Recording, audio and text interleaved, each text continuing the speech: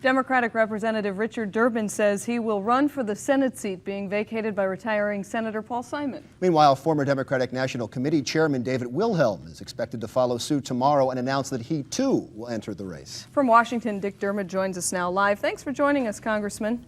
Good to be with you. You've held a seat for a long time, more than a decade on the House, and you're with the Appropriations Committee. Why would you give up all of that clout and so much history with the House to run for the Senate? It was a tough choice. I'm the only candidate in either party who really is putting something on the table. It's a congressional seat I worked hard to win and to keep over the last 13 or 14 years. But this is a once-in-a-lifetime opportunity to serve in the United States Senate, to represent the entire state of Illinois, and to really address some issues more effectively than I'm able to in the House. Congressman, let's talk about some of your possible competitors. With David Wilhelm and Pat Quinn expected to enter the race, and them having such large name recognition in the North where the Democratic power base is, how do you expect to compete against that? Well, frankly, name recognition comes with a good campaign. If I speak to the issues that are important to the families and voters of the state of Illinois, I'll have the name recognition on Election Day.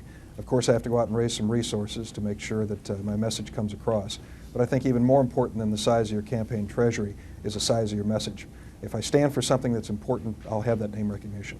How do you feel about so many of the Republican changes that are taking place? I think they've gone too far. People want change in Washington. I agree with that. Our government is bloated, inefficient.